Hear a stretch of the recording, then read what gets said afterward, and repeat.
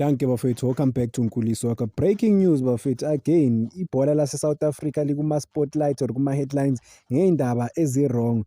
I-South African Football Players Union ithatha i-SAFA iyisa kuphi? E-High Court. Ama-reason nawo bafethu, i-SAFA kuthiwa iyafeyila noma ifeyilile ukusolva ama-dispute ama-players. I mean 11 players bathi are denied justice. So ama-11 players kusho ukuthi athatha amacala wayo awasubmitha laphana ku-SAFA, but i-SAFA ithule since 2019 bafethu. Kanjani? Kusho ukuthi i-SAFA kahle kahle umdlalo akusiyi-governing board yasebholeni lase-South Africa. I mean i-contract ama-case wakhona involve ama-contract, ama-teams amanye awabhadalanga ama-player, broken promises. I-SAFA simply as i-governing board yase-South Africa ifeyilile bafethu ukuprotect ama-player. Cabanga mina-ke lento le mangiyibona le headline mangiyibona ngiyibuzile ukuthi bazokwazi yini ukusolva i-case kaVele baye noBatman. I-case straightforward, but if bona ba-incompetent kanjena bafethu bayahluleka ukusolva ama-player, inkinga zama-player since 2019. That was long time ago, before i-COVID-19 ifika, but still bona namhlanje lawo ma-case lawo bakawasolve.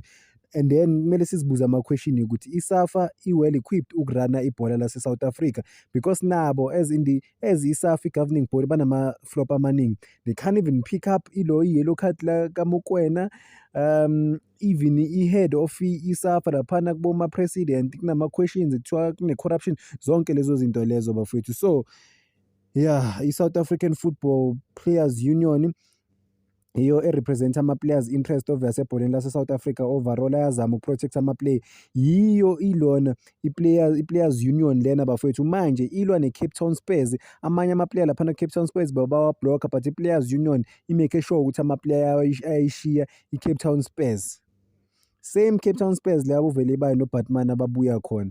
So izinto nje simple. I-SAFA kunemithetho yebhola lase-South Africa. Yazi bengizibuza lento ola long ukuthi i-SAFA yadidiza kangaka, because ibhola li-straight and ama-football laws a-straight ase-South Africa ukuthi once waya ku-third division iphelile indaba yakho. Useless lento lokuthi balalele ilokhunjana icala akunacala la le-Cape Town Spurs nama-player ama-free agent. Simple, maningi ama-player ke ahamba free because of bangekho ku-professional setup. That's it, simple. But bona icala laka-Batman novele baye bafethu sokuyi-2 months manje lingasolviwe, but sine-governing board yebhola lase-South Africa iyapostpone. Bathi icala bazolisolva ngeyi-early 20s lapho nje September. Hayi, icala sokuthiwa solisolva ngeyi-30, solinda lezo yi-30 ukuthi bazolisolva nalelo cala lelo. 2 months asinayo i-governing board, asiyadlala thina ukuthi sina-governing board bafethu unamanga.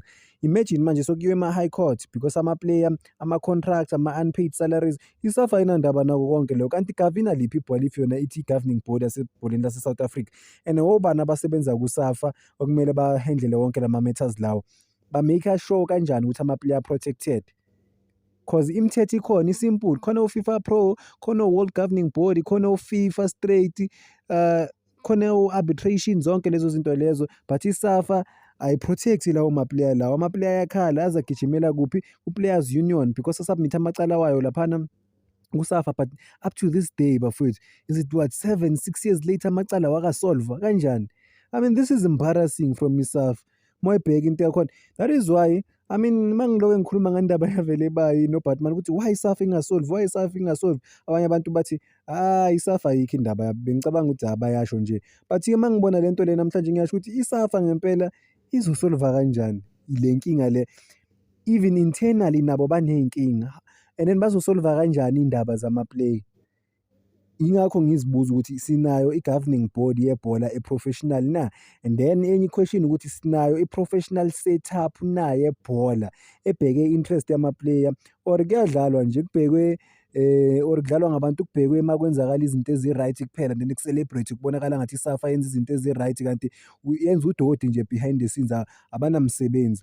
So I mean globally ama-player protected by ama-laws amaningi kakhulu, and i-South African football i-international already, and i-reputation yabo, I mean i-SAFA i-damage i-reputation yebhola lase-South Africa as a whole if yona ayikwazi uku-upholda imithetho yebhola ye-World Football Governing Board ukuthi okay ama-team kumele protect yona ezi-SAFA kumele ba-protect ama-player bafethu, ukuthi ama-player even if ama-player anenkinga bona ba-protect i-team.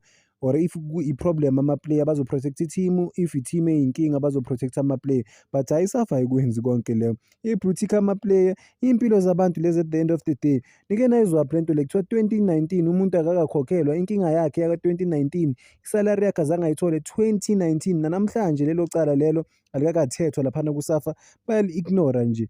And then ama-player azoyithemba kanjani i-SAFA as i-governing body? Icala asingeneni-ke sivale ngecala lakaVelebayi nelakaBatuman leli mina ebengiyibuza ukuthi lathatha isikhathi esingaka lecala leli, kwenzakalani ngempela?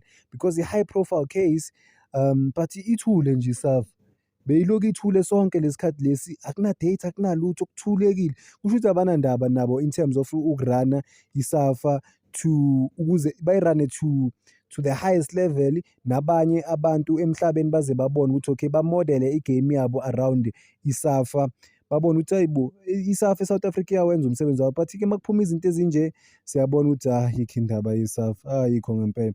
So ngeyi-29 bathi bazosolva i-case lakaBatuman noVelebayi. Angazi uLiam ukuthi naye ukhona lapho, but-ke ama-player lawo e-Kaizer Chiefs because i-high profile into ekumele vele bayi-attend. But-ke even if bazoyi-attend indaba kaVelebayi nolo bayisolve ibe right, but what about lama-player amanye? Kusho ukuthi lama-player amanye awanakwa because maybe awadlalela ama-big 3 or ama-big teams or amacala wabo awekho makhulu kakhulu.